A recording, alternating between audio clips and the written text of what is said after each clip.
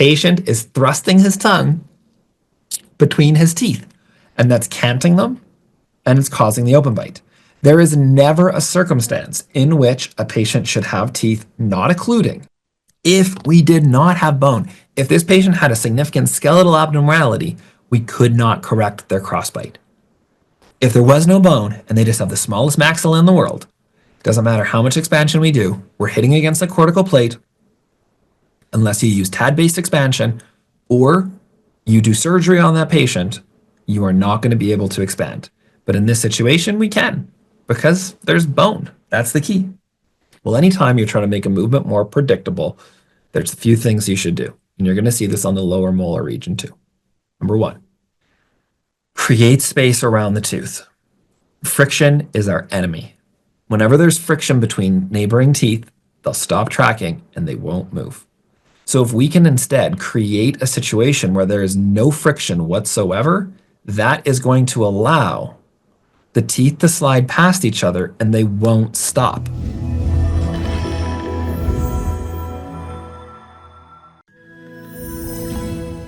Okay, so this is actually quite a challenging case because this patient comes to our practice and this is what he looks like. 65 years old. He has an open bite. Whenever you see an open bite like this, I want you to think of a tongue thrust. This patient is thrusting his tongue between his teeth, and that's canting them, and it's causing the open bite. There is never a circumstance in which a patient should have teeth not occluding. It is not normal that teeth don't touch on an adult when teeth have erupted. Now he's shifting his jaw forward to posture slightly edge to edge here. This isn't actually his true bite. You'll see when we look at the ClinCheck. Actually, I'll just show you that to you right now. I'm going to take off the attachment so I'm not spoiling it for you. Oh, actually, no, I'm wrong. He actually does bite edge to edge on his central, but he does have a decent overjet on the rest of his teeth here. Okay, so that's the initial consideration. His premolar tooth is biting in crossbite. His second molar or his third molar is biting in an edge to edge or near crossbite. He's biting in a crossbite on his molars on the lower. He's got abfraction in these areas because anytime you bite in a crossbite, you will likely see abfraction, right? Because abfraction is coming when you bite down and you're hitting at a bit of an angle. It flexes the nail and bends the neck of a nail in this hammer and nail analogy. And so if you have teeth that are biting in a lingual inclination in crossbite, it's putting flexing right on the gingival margin, and that is what is causing the recession in this area. And the spit is doing a good job of hiding it here, but there is abfraction as well, whether the teeth are in full crossbite or whether they're just very lingually inclined. Now what's happened is he's lost his first molar, and this is taken off of a CBCT. It's not the cleanest image, but you can really see, and I do have a pan as well. I just don't have it uploaded in his dolphin chart, but you can see the angulation of how far apart the roots are here. And that was the question previously, was can we move the tooth to close the space? Again, if you're closing an entire extraction space, it can be very challenging. But the good thing for us is that the teeth have drifted. Obviously he has these massive tori, not really the most relevant, and then a super narrow arch, which makes total sense because this patient has a narrow arch because his tongue posture is terrible. His tongue is sitting more anteriorly positioned and it's not going up to the roof of his mouth. And so because it's not pushing up on the roof of his mouth, he's not creating arch development and expansion. And then because of that, he has constriction occurring from his buccinators. Anytime that you see low tongue posture or forward tongue posture, you're going to have buccinators that are pushing in. Which camera? Can't actually know this by now. I'll go to this camera. You're going to have your buccinators pushing inward, putting pressure. You can literally see it in his picture here. When you look at his face, how tight his cheeks are. I mean, he has wrinkles there too, but his orbicularis oris and his buccinators here are pushing inwards around his teeth. And so that's putting pressure on the maxillary arch, and it's constricting and collapsing that maxillary arch, which is then resulting in him having this really bad narrow palate. Now, here's the thing we need to evaluate. I take CBCTs on a lot of patients. It's a great tool, but do I actually need it? No, not really. I very rarely actually find anything clinically relevant. Because when you look here, I can tell you 1000% that this tooth can be expanded. Why can this tooth be expanded right now? Because we have all of this bone right in here, just sitting there waiting for this tooth to expand into that region. And if we look further back, you can see that there's bone distal to his sevens. We can palpate it, we can look at it, we can feel it, you can see it, it's there. I don't need a CBCT to tell me that I can do some expansion on this patient. Now, that being said, there is always a risk. There's always a risk that a patient will have recession or external root resorption. There's nothing that we can really do about that. That's just the reality of orthodontic treatment, is there's always a risk. But when you see this much bone and you can feel it, I feel pretty confident that we're in a good situation here where we can expand into those areas. And a CBCT would show you that as well. So we've got the open bite in the anterior, we've got the cross bites in the posterior, and the constriction on this lower premolar. Of course, we've got crowding on our lower anteriors, we've got chipping. The one thing that I would treat this patient differently nowadays if I did it, because this was back in 2020, I would treat him differently in the sense that I would plan to do restorative for him, because he's got this wear on the teeth. And what you're going to notice at the end, I'm just going to cheat and go ahead and show you what it looks like at the end. It's good. It looks nice. Right, we brought all the teeth down. But even before the tongue maybe pushed that tooth up, if his tongue thrust started later on in life, this tooth has some wear to it as well, or at least it has an abnormality in terms of its shape. So I would have much rather preferred for us to build back up the edges of the teeth rather than trying to line up the worn down edges. We could have built them back up with restorative, which would have been much better.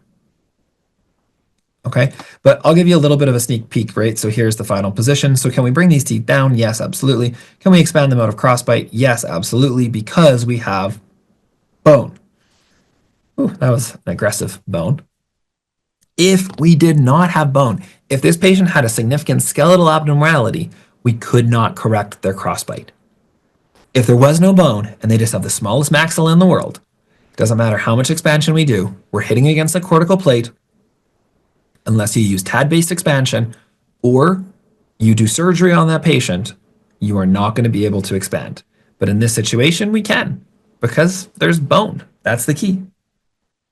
Okay, so let's go ahead and take a look at the ClinCheck. Got about 25 minutes left. So what are we looking to accomplish in this ClinCheck? Well, basic things. Let's start with the easy things like the incisors. We want to derotate these incisors and bring them into alignment. Now, when we look to his photos, that will help give us an idea of how good his gingiva is, because we obviously don't want to cause recession and he has a bit of crowding. But if you look at his biotype here, he has really good, thick gingiva. So I'm not too worried about his gingiva in terms of the recession risks. I think that he can have some expansion and be okay. And so yes, we have some expansion. Okay, on the upper, we want to go ahead and push forward that central incisor that's hitting edge to edge and develop the arch. We also want to create proper arch form through expansion of his buccal segments. Now, we're not doing expansion actually on his third molars here, but we're doing it on the second molars, first molars, and he has a premolar extraction that's occurred here in the second quadrant. So he's down one premolar and everything's shifted forward. Okay, so from where we first start to the development that we see, we're leaving space for that implant. And again, I know some of you might have to run and go to either put kids to bed or to go to bed, so that's why I'm showing more of the initial things in this ClinCheck before I get through the whole ClinCheck, just to show you what can be done. But you can see here, this is the arch development that we accomplish, which absolutely, again, that can be done. There is a little space that starts off between the premolar and that first molar that we close. And you will see here that we're going to close that space and swing the root. And just kind of giving you the answers to everything before we actually get to it. But then I'll go through the why and the how. Okay, So if you remember from our last case, when we looked at attachments, first of all, let's just go ahead and see, do we have a significant curve of speed that needs to be corrected for this patient? Do they have a really big deep bite? Well, no, he has that open bite. So the premolar attachments are much less relevant in this situation because we're not really intruding the anteriors in the same extent, right? We're just leveling and aligning. But again, if I was to do this case over, what I would do differently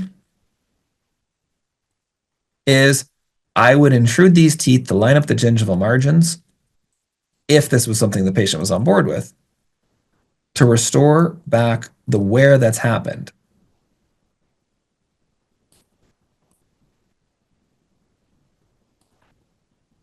Because when you look at how much tooth structure is worn down, it's about this much on the lower incisors. And on the upper, if we were to kind of get these gum lines ideally located again, this is what the position would actually look like. Now, again, that's not what happened, so that's not what we planned. Oh, I'm showing you the attachments. I don't want to show you the attachments yet. I'll show you something interesting that I did on this case that I don't recommend doing, but I'm very creative, so you'll see me try lots of different things. So it doesn't really matter what we have on these lower anterior teeth, to be honest, because we're not fixing a significant deep bite. But the one thing we talked about before was having an attachment, a vertical attachment on the lower canine because of the rotation that's going on. Right? We have a decent amount of rotation. I could have had this attachment run vertically, or I placed it at a slight angle. Either way, it's going to work fine. The key is just having a vertical. In this case, the tooth is very tall, so we went with 5mm attachment on that tooth.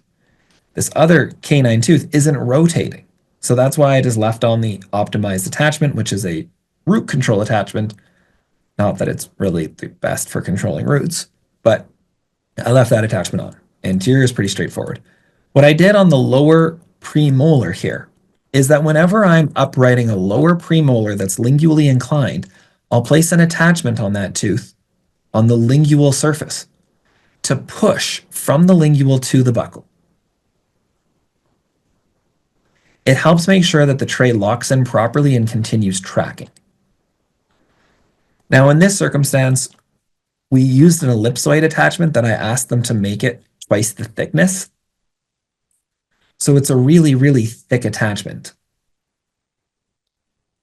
But you could absolutely have just used an optimized, right? Just go back to our finished plan, but you could have absolutely just plopped onto this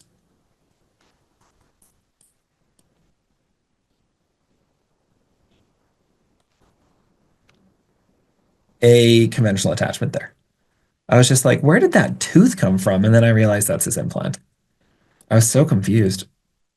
Okay, so you could have just placed an attachment just like this, call it a day. You don't need to go ahead and put the ellipsoid on.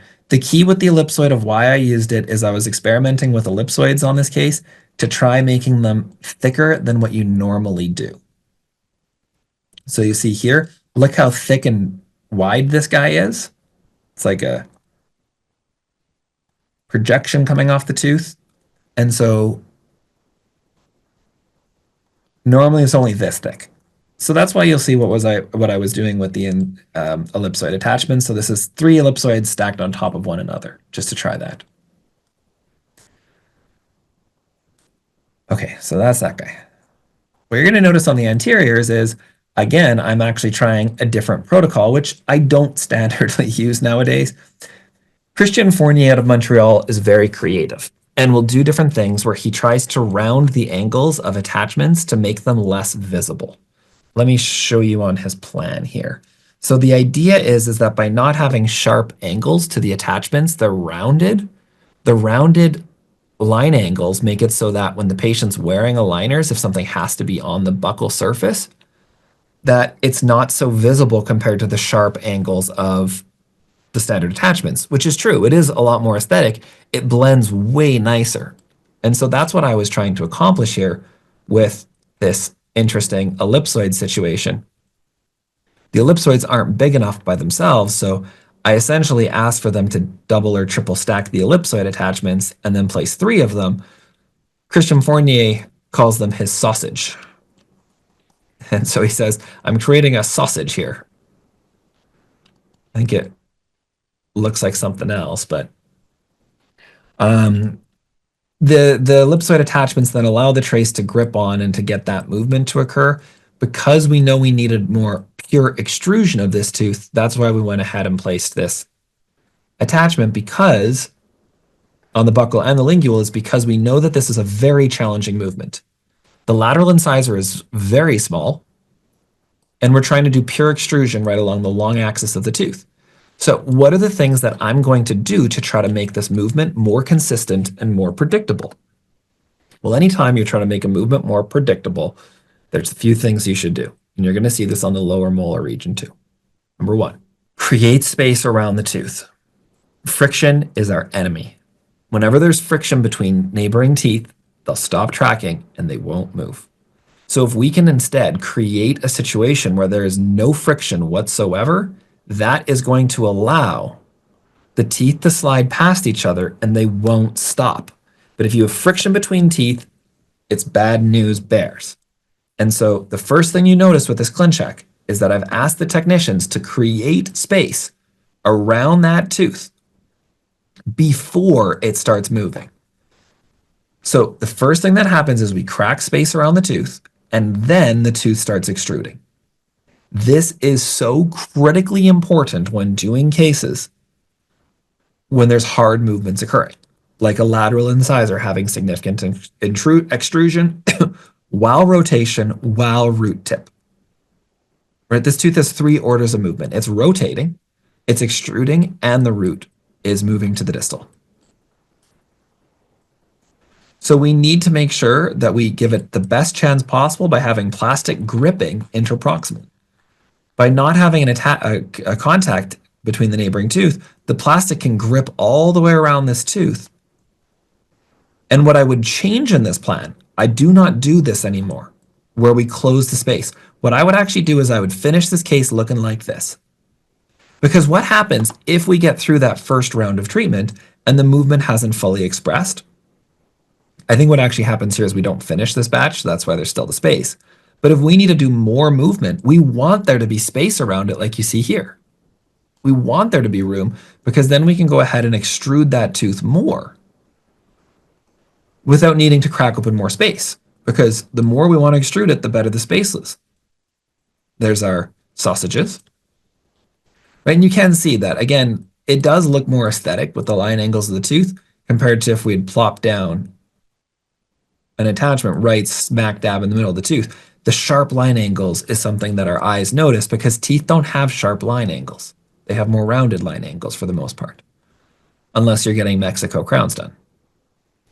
So, and that's why you're seeing what we're seeing here. Nowadays, I would just use straight lingual attachments. I wouldn't use any buckles for the most part, but you can see what we were trying. Ortho's fun. You get to try lots of cool things. Okay, so that was the anteriors. All you're going to notice then from the refinements is I simply just continued to extrude that tooth down to get it into the right spot.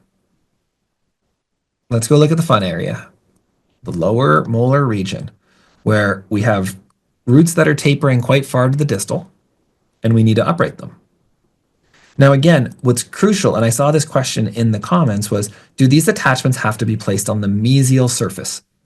And the answer to that is yes, they absolutely do have to be placed on the mesial surface. So I want to show you an example here. Let me go back onto me. Here's our tooth. Okay, maybe I'll turn it this way just in case one of you is texting me telling me that I suck. It's not going to show up to all of you. Here's our tooth. The root is tapering towards the distal. What we're trying to essentially do is here's the attachment, which is going to be almost like the equivalent, see if I can get this in focus, of my camera grip right here. And then on this side here, there's my kids and my wife. I have got the grip of my actual phone, okay? So I've got this grip right here where I can grip on to my case and to the camera. And what I'm wanting to do is I want to go ahead and I want to move this tooth from this angle here to this angle. But the only way I can do it is if I just go ahead and I'm pulling up right now, the tooth is again in bone. So this is all bone around the tooth. So if I'm just pulling up here, all that can really accomplish is just pulling the tooth along the long axis. But if I could go ahead and I could pull up right here and I could push down right here, I'm going to pull up and I'm going to push down at the same time and create this hinge movement, right? The crown is staying in the same spot. So I'm pulling up, pushing down, and that's swinging the root around to make the movement actually occur. And so it is very important that these attachments do have to be on the mesial aspect for us to be successful. Because again, let me just draw this now actually on the ClinCheck. We want to swing the roots around. So where are we going to be pushing against? So this is on the lingual side. Here's our arrows. So we're kind of pulling up on the two mesials. We're pushing down right here. In the occlusals, the center of rotation, just like with my phone right now, I'm pulling up here. I'm pushing down here. And so it's right here is the center of where the rotation is occurring. So it's the exact same concept. And again, this is just me like explaining this with a phone in front of a camera, talking to myself, essentially. In the Attachments and Biomechanics course, I have some really good slides that show this a lot better to help explain this concept, and we show it through multiple cases. But now, what we're creating, and let me just get rid of this one. I don't know if I have an eraser. I think I have to erase everything. So let's just do this one more time. Here, here, center of rotation. That's going to create this type of a movement around that center of rotation. It's going to kick the roots this direction. So pulling up here, pushing down here, creates that rotational movement of the root tip movement, the mesial root tip. Now, what I'm going to do differently than last time is last time I literally just did this movement and I didn't do anything else. I didn't slow down the movement. I didn't break out this tooth to be separate and isolated from the neighboring tooth. So what I'm going to do here is I actually create space first so that the plastic can now grip in 360 degrees, because I want the plastic to come down, grip interproximally, and grip interproximally again, because the plastic is grabbing the buccal surface, it's grabbing the lingual surface on the backside, and now if I can grab interproximally, this is literally like my hand grabbing the entire tooth and now having complete control over where we want that root to go. Whereas when we don't do that, it's very challenging to control that root position because we only have grip from the buccal and the lingual, and then the trace sits passively on the occlusal. But now instead we get plastic interproximally, which helps the movement. So we move forward that tooth and we create space. Then we work on uprating the tooth. But what I'm actually going to do in this circumstance, which is kind of gnarly, is I'm actually going to go ahead and over-treat this. So you see how my cusp, the original cusp here is the distal cusp sits higher up, the buccal cusp or the mesial cusp sits lower down. After I finish, I've done the opposite. I've over-treated this intentionally. By over-treating this, I'm putting additional force on that tooth to make the movement happen more than what the ClinCheck says. Because the ClinCheck lies to us. It doesn't always tell us the truth. If it always worked like the ClinCheck said, then we could just accept every case and you wouldn't be sitting here for 2 hours listening to me go on and on. You'd be able to spend your evening doing something more enjoyable. No, I hope this is enjoyable. So the gist of this is just that we really want to make sure that we're controlling the over-treatment, the spacing around it, and then the last thing is I want you to see that on the bottom here, we have a lot of trays. We actually have 89 trays. Now here's the reality is that patients who have lingual attachments and eat with their aligners in, they change out their aligners twice a week instead of once a week. It's actually 3 days in our practice. Because the movements of the teeth happen more consistently and faster, we don't have them change out once a week. It's every 3 days. Again, don't really have time to explain this at this exact moment. I go over it in the Attachments Biomechanics course, but the patient here will eat with his aligners in. He'll change it every 3 days, which I know sounds absolutely insane to some of you, but you've seen the results already. It works and it works consistently. And so 90 trays is actually, well, he goes through 10 trays per month at 3 days per tray. So this is only 9 months worth of movement. But he has to expect that this is going to take about 2 years to do because moving the roots this much is very challenging. And so this is what we've planned. Now, we find that the trays stop tracking partway through treatment. And so we don't fully get through all movements, but look at where we do get to. Let's do our comparison. From where we first started to where we're at partway through treatment, you can see just how much the first molar has uprighted. It's great. It's actually our lower second premolar. Actually, this isn't the first molar, it's the second molar. But our lower premolar is actually what needs to now upright and have the root move more distally. And so the area that we're pushing against is going to be right here. And so we're pushing against this surface here to push up this attachment, if you think of it this way, and create distal root movement while we're pushing down on this aspect of the attachment and on the occlusal table. And so here's where I'm getting smarter, guys. I'm not closing my space, because why close the space between the teeth at this point when we know we still have more root movements to go?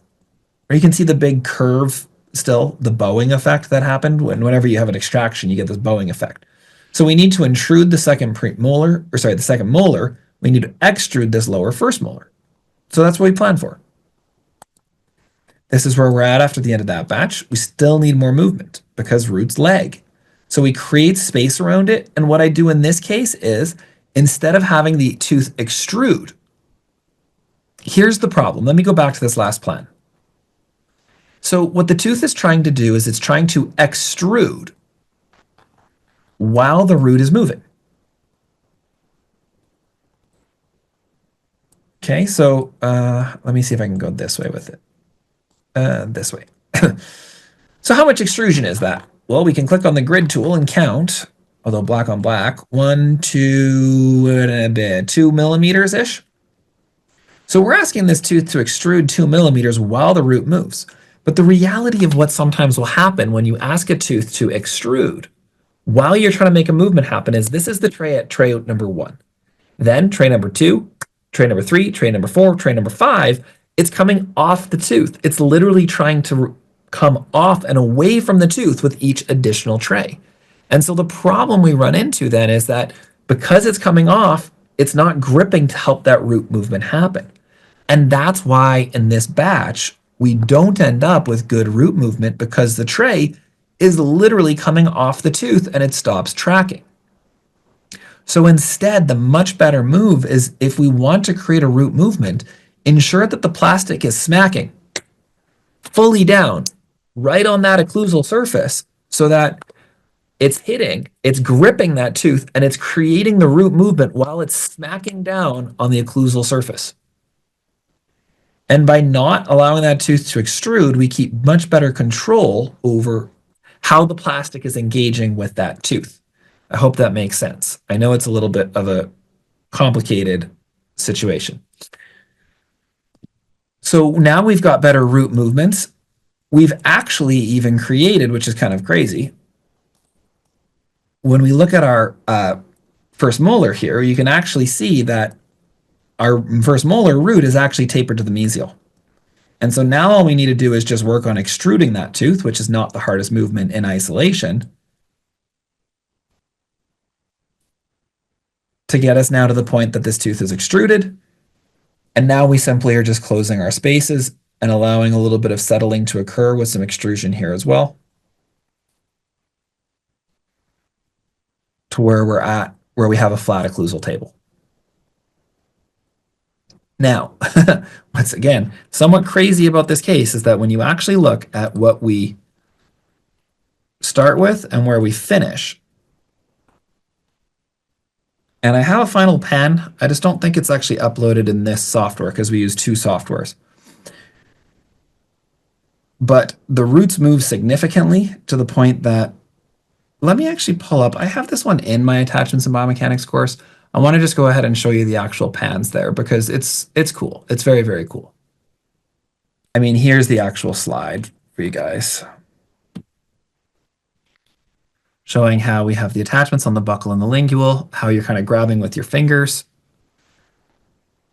I think I'm showing you guys the right screen right now, hopefully. So you're grabbing underneath those attachments, you're pushing down with your finger, you're creating that mesial movement, the center of rotation, kicking the roots mesially. This is the tracking of it actually in his mouth with the photos, so I don't need to go show you the photos now. Here you can see how that tooth changes its position with the dense bony island from where it first started to where it's at partway through. And here's essentially our pans showing the movement of, and you can kind of see where the dense bone was here. So if you look to the initial, and then you can see that the root used to sit right here. Based off of this thicker bone was the interfurcal bone previously. So those roots have swung like 6 millimeters.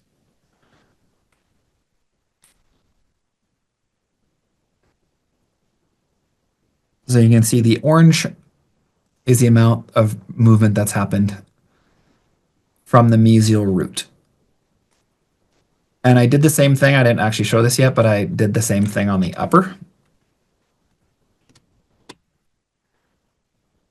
Let's go back to the ClinCheck and show you what we did on the upper. Now, keep in mind, this is a hard case. This is something that's taking multiple rounds of trays. I think we had 5 batches of trays in the end. Okay, let me share my screen. Go to the right one. All right, this is where we start on the upper. So same concept, attachments both on the mesial surface because the root starts off. Let me just show you on the pan. Again, the original pan, I have a better version of it. I just don't have it up right now. Is that the roots taper towards the distal on the 6 or the 7, the second molar, and then on the premolar, it tapers towards the mesial. And so what we're accomplishing then here, and again, I shouldn't have closed the space. I made the error of closing the space, but I'm moving the roots first.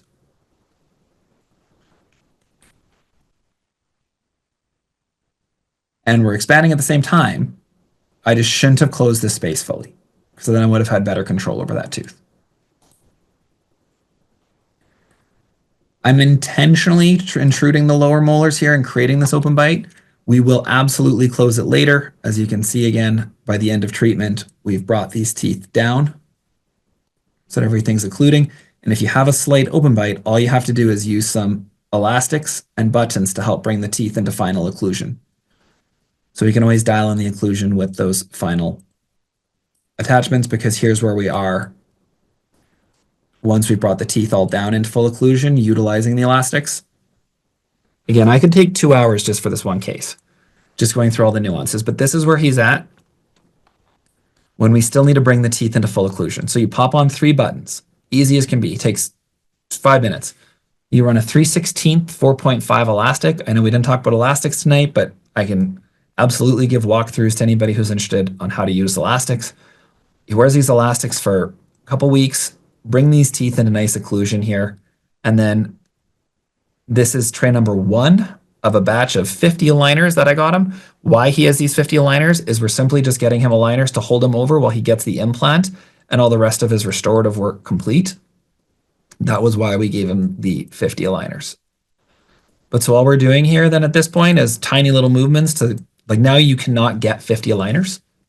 Once upon a time, you could get 50 aligners that did almost nothing.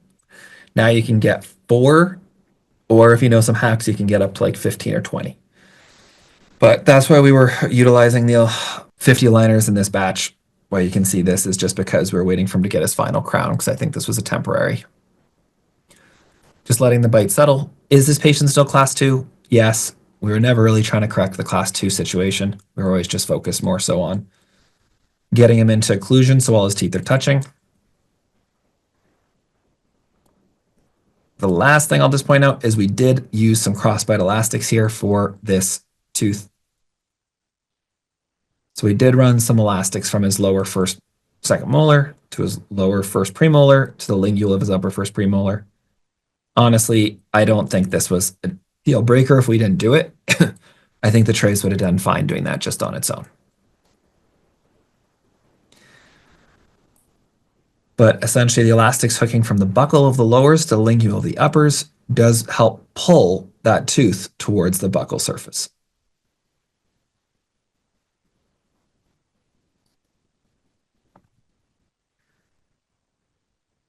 Again, from where we first started to bringing those teeth down. Remember how we created space around that upper lateral to ensure more consistent tracking and movement of that tooth. I'm never worried about open bites because it's so easy for us to go ahead and pull teeth together until they hit occlusion with elastics. It's not a super challenging thing. We're out of our cross bites in the posteriors. It wasn't our intention to get his midlines on, but they did end up being on. And obviously the patient is really happy with both the function as well as the aesthetics. Now again, this is just something that you break up into a lot of little problems. And if you create those solutions and you know how to put together the pieces of the puzzle, this doesn't have to be super complicated. Yes, the patient did come in for many batches of trays. But in the end, he came in, every single time this patient came in, we took new photos on him. So he came in 1, 2, 3, 4, 5, 6, 7, 8, 9, 10, 11, 12. We always take photos in our office. He would have came in for probably 12 appointments. And if he had any buttons or attachments falling off, he would have came in for those. We would have charged him about $8,000 for this case. And so this case probably took us about 6 hours of chair time in our practice, which is less efficient than what other cases might be. But I want you to recognize that this is absolutely something that can be treated in the general dental practice. These teeth can be moved. It requires compliance from the patient because he has to be on board with it. And it requires us as doctors to have a consistent plan that will work, because I guarantee you 1000%, if you just accepted what came back from a line, this plan was never going to work. We had to create space around teeth. We slowed down the velocity and actually went with 80 to 90 aligners in that first batch, because we know it's going to take 2 years to move this many roots through bone consistently, predictably, and without causing damage to them. And we know that we need to modify the attachment design. And why this is so crucial is that right now, I could show you, because I'm redesigning some of these slides for my Vegas lecture. Here's something for you. There is no attachment designed by Align that is designed for root tip of molars. There's none. There's the optimized multiplane for rotation and expansion. There's support attachments for expansion of buccal root torque. There's rotation with the multiplane. There's no attachment for root tip. It does not exist. And so if you don't know how to take control of these attachments to help upright your lower molars, you're never going to be able to upright those teeth. And that's one of the reasons why doctors will always say, well, Invisalign can't move molars. Well, it's not that Invisalign can't. It's just a force system. It's just, can we move molars with Invisalign? So, departing thoughts for you here is, I don't want you right now, if you're a doctor who's looking at this, saying, that was heavy. Stephen, that last case, there was a lot involved. I know, there is. What I want you to take away from it is the crucial components here. To understand creating space, slowing down root movements, developing arches by seeing, is there good bone in those areas, right? If you can create good plans, they don't have to be as complicated as this one. I just want to show you what is possible with complicated cases that you can do if you have the tools in your toolkit. Okay, so we'll jump back into it. Again, I know there's a lot of clearly select doctors who are on this call right now, but I know there's a lot of people who aren't as well. The main things I want you to know is just, again, that we don't even talk about that component for the most part right now. Is there's obviously significant education that we want to provide and support, but there is massive financial benefits, both from Invisalign and other companies too, where we're able to utilize the power of our group to gain significant discounts. And that's the reality, is pretty much any doctor who's joining our group is going to be paying back any cost involved with the education or being in the group so quickly, because you're saving so much money on Invisalign, on dental monitoring, on other products. Like even today, there was another company that we just had a conversation with, and we're able to get discounts that are the same as what Heartland has. Like, that's so cool to me. I love it so much. Is just being able to bring this back, and we're not taking like a cut or anything like that from this particular discount that we just leveraged today. Like, we do it just because we want to be able to help support our doctors.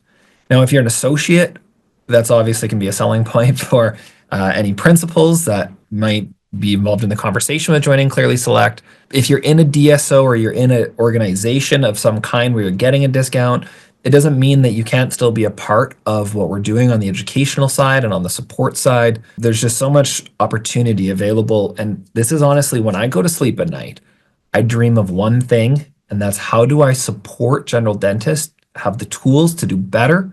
Because one of the questions that was still in here was, if we know that we need to have attachments next to the tooth intruding, why doesn't Align create a ClinCheck that does that for us? It's a fantastic question. The reality is that there's a lot of nuances at play with how the optimized attachments work and how they're designed and planned and created. And there's different orders of movement. And it still requires so much involvement from doctors to be able to jump in. And it doesn't take a lot of time. I know these ClinChecks I'm showing you right now have a lot involved with them. But when you get good at it, it doesn't necessarily take a lot of time to plan and create a case that's going to work and work consistently.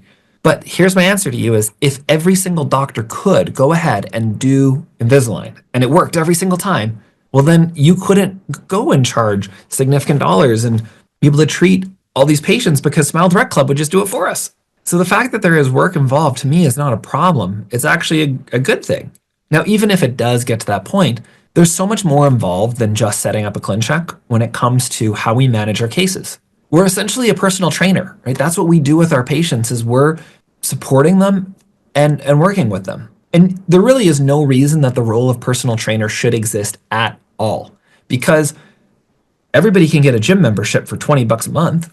So why does the role of personal trainer exist? It's because there's support needed, there's coaching needed to help people achieve success. And that same thing holds true for Invisalign treatment with our patients. So even if everything was perfectly planned that it would work and be consistent, patients still have to wear the trays, and there's still that component of patient and practice management. And that's a huge component of it as well, which again, we run the slickest operation where we're doing 350 to 400 cases a year. And I'm in clinical practice at this point for less than 60 days a year. The average amount that, in terms of production, making 40% of the gross billings comes to more than $500,000 in those 40 days. So it's more than $10,000 of profit per day that I work, because we have the systems, we have the operations, and we've trained the patients properly to make them good patients. Or if they're not going to be good patients and they're not committed, I don't want to treat them. That's where, again, we've learned it all. I've gone through a lot of heartache and headaches along the path and figured out systems that are very effective in our hands. I hope that they're effective in your hands.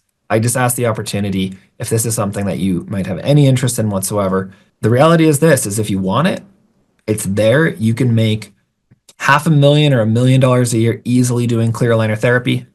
It's the number one profession in North America is orthodontist. Because where else can you work as little as you do, with your staff doing all the heavy lifting for you? You can avoid the back pain, avoid being in procedures all the time. You can leverage up and have better scalability in your practices. After I finish lecturing on a US tour, I'm going to be touring around. I'm 10 days in a row lecturing, and then I go to Italy for just under 4 weeks. We'll still be starting cases while I'm gone, because we never start a case when I'm in the practice, because it's clinically inefficient for me to be there when we're just bonding attachments. That all happens when I'm gone under the associates. They're the ones who are in the practice if the staff need them for something, which they never do. Again, if you want to do that, if you want to set this up, if you give us the opportunity and you're willing to put in the work, because that's the reality, is that orthos go through a 2 to 3 year residency to do what they do. And we think sometimes as general dentists that we can do that in the span of a 1 weekend course or a 1 evening course. It's a dream. That's never going to happen. We can learn 80% of it with 20% the amount of work or less than what orthos have to put in for their residency, but there's still work involved. And so that's where I think it's just really important to still recognize and understand that if you're the right doctor joining Clearly Select, we'll help set you up on that pathway. We'll give you all the resources that you need. And we have so many doctors that have gone from being silver doctors to gold to platinum to diamonds. Again, it's super cool. It's super gratifying. And so thank you for those who are currently in Clearly Select for allowing me to take you on that journey. And if you're considering it, check it out. I mean, again, make sure you're the right doctor. You have to be committed to this journey if it's what you want to do. But if you're on board with it, my guarantee and promise to you is I'll be there and I'm not going to let you down as long as you're willing to put in the work.